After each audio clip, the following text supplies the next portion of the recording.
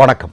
உலகின் மிகப்பெரிய ஜனநாயக நாடான நம்முடைய இந்தியாவில் முன்னெப்போதும் இல்லாத அளவிற்கு தேர்தல் ஜனநாயகம் மிகப்பெரிய அளவிலான நெருக்கடியை சந்தித்திருக்கிறது அப்படின்னு 151 IAS அதிகாரிகள் இன்றைக்கு ஒரு கூட்டறிக்கையை வெளியிட்டிருக்கிறார்கள். அதாவது நீங்கள் பார்த்தீங்க அப்படின்னா இன்றைக்கு SIR மூலமாக 5.9 கோடி மக்களுடைய பெயர்களை நீக்கம் செய்திருக்கிறார்கள். இந்தியா முழுவதும் SIR செயல்படுத்தப்படும் பட்சத்தில் ஏறத்தாழ 10 கோடிக்கும் அதிகமான மக்களுடைய பெயர்களை வாக்காளர் பட்டியலிலிருந்து நீக்கம் செய்வதற்கான ஏற்பாடுகள் நடந்து வருகிறது. அதில் நீக்கம் செய்பவர்களில் பெரும்பாலானவர்கள் யார் அப்படின்னு பார்த்தீங்கன்னா பெண்கள், இரண்டாவதாக முஸ்லீம்களாக இருப்பார்கள் அப்படின்னு இந்த கூட்டறிக்கையில் 151 IAS அதிகாரிகள் கூறியிருக்கிறார்கள். அவர்கள் வெளியிட்டிருக்கக்கூடிய அறிக்கையின்படி நீங்கள் பார்த்தீங்க அப்படின்னா மேற்கு வங்கத்தில் சமீபத்தில் சட்டமன்ற தேர்தல் முடிஞ்சது. அந்த சட்டமன்ற தேர்தல் முடிவுகளுக்கு பிறகு மிக முக்கியமான குற்றச்சாட்டுக்கள் எழுந்தது. நீங்கள் பார்த்தீங்கன்னா SIR செயல்படுத்தப்படும் போது அதில் ஒரு சிறப்பு அதிகாரியாக செயல்பட்டவரே இன்றைக்கு மேற்கு வங்கத்தினுடைய பாஜகவினுடைய முதலமைச்சராக இருக்கக்கூடிய சுவேந்து அதிகாரியினுடைய பர்சனல் செக்ரட்டரியாக நியமிக்கப்பட்டிருப்பது இந்தியா முழுவதும் மிகப்பெரிய அளவில் அதிர்வலைகளை ஏற்படுத்தியது. மேற்கு வங்கத்தில் 96 லட்சம் மக்களுடைய பெயர்கள் வாக்காளர் பட்டியலிருந்து நீக்கம் செய்யப்பட்டது. பிறகு இல்லை நீக்கம் செய்யப்பட்டதில் பல பேர் உயிரோடு இருக்கிறார்கள், போதிய ஆவணங்களோடு இருக்கிறார்கள் என்பதை சுட்டிக்காட்டி 27 லட்சம் பேர் மீண்டும் சேர்க்கப்பட்டார்கள். இதை எல்லாமே இந்த 151 IAS அதிகாரிகள் தங்களுடைய கூட்டறிக்கையில் அவர்கள் தெளிவுபடுத்தியிருக்கிறாங்க. அவர்கள் சொல்லக்கூடிய மிக முக்கியமான விஷயம் அப்படிங்கிறது நீங்கள் பார்த்தீங்க அப்படின்னா, பல 10 ஆண்டுகளாக வலுவான ஜனநாயக நடைமுறைகள் மூலம் கட்டியெழுப்பப்பட்ட இந்த ஜனநாயகம் தற்போதைய தேர்தல் ஆணையத்தின் தன்னிச்சையான போக்கினால் சீர்குலைக்கப்பட்டிருக்கிறது. தேர்தல் ஆணையம் தனக்குள்ள அரசியலமைப்பு அதிகாரத்தை பயன்படுத்தி எந்த ஒரு சட்டபூர்வமான ஆதாரமும் அவசியமின்றி வாக்காளர் பட்டியலிலிருந்து பெரிய அளவிலான நீக்கங்களை செய்ய சிறப்பு தீவிர திருத்த முறையை கொண்டு வந்திருக்கிறது.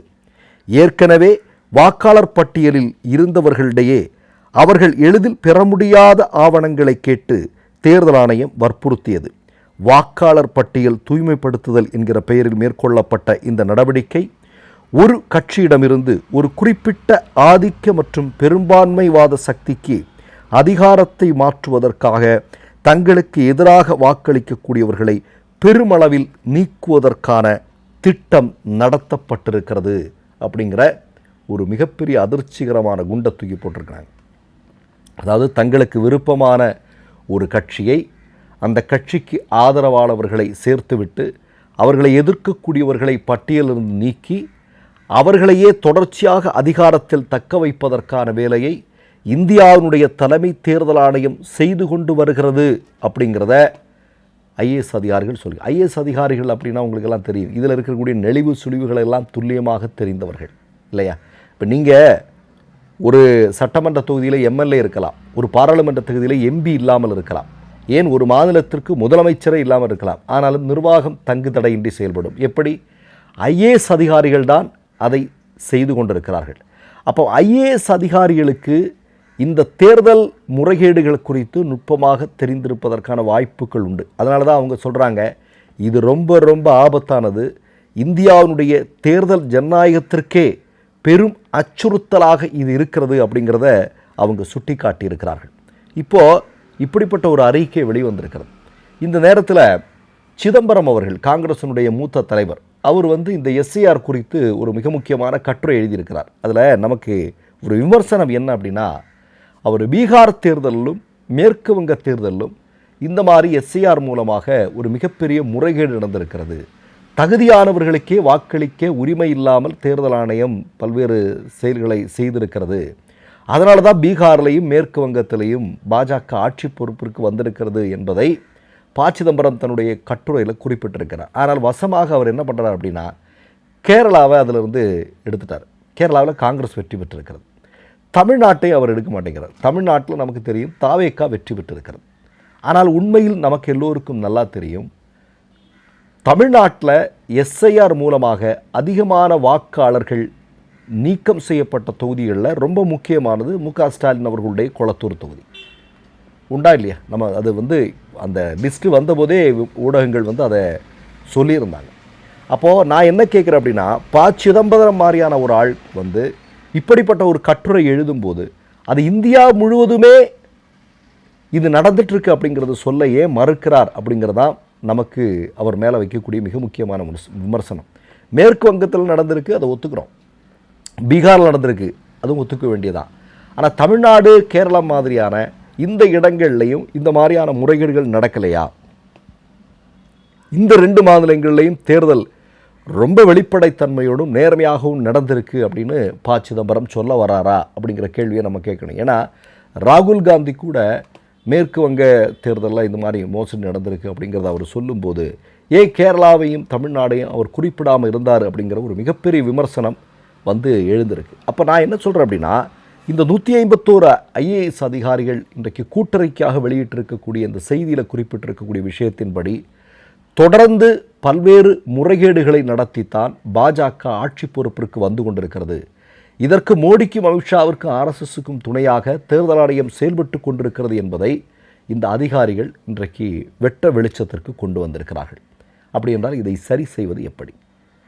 மற்றொரு நிகழ்வில் சந்திப்போம். நன்றி, வணக்கம்.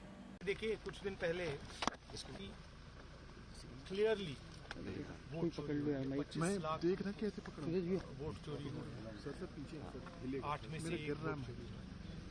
और उसको देखने के बाद, डेटा देखने के बाद मेरी सोच है कि वही मध्य प्रदेश में हुआ है, वही महाराष्ट्र में हुआ है, वही छत्तीसगढ़ में हुआ है, और ये बीजेपी और इलेक्शन कमीशन का सिस्टम है। और हमारे पास और भी सबूत है और वो आस्ते आस्ते हम दिखाएंगे। बट मेन मुद्दा वोट चोरी का है और एसआईआर उसको अब कवर अप करने का है और इंस्टीट्यूशनलाइज करने का सिस्टम है। सर आने वाले मध्य प्रदेश को लेकर मतलब हमारे पास बहुत अलग अलग इन्फॉर्मेशन है, बहुत डिटेल में इन्फॉर्मेशन है और वो हम रिलीज करेंगे। अभी तो थोड़ा सा ही दिखाया है। सर संगठन को लेकर कल आपने जिलाध्यक्षों से बातचीत की, क्या फीडबैक मिला? क्योंकि 2 महीने बहुत अच्छा फीडबैक मिला। डिस्ट्रिक्ट प्रेसिडेंट से हमारी मतलब ट्रेनिंग हो रही है, तो काफी अच्छी ट्रेनिंग चल रही है। बट मेन मुद्दा यही है कि लोकतंत्र पर आक्रमण हो रहा है, अंबेडकर जी के कॉन्स्टिट्यूशन पर आक्रमण हो रहा है और डायरेक्टली मोदी जी, अमित शाह जी और ज्ञानेश जी ஜாயின்ட்லி பார்ட்னர்ஷிப் பண்ணாக்கி காட்டுறோம். 3 யூடியூப் சேனல்கள் வியாபாரத்திற்கு இருக்கிறது. தேவைப்படுபவர்கள் இந்த எண்ணுக்கு தொடர்பு கொள்ளுங்கள்.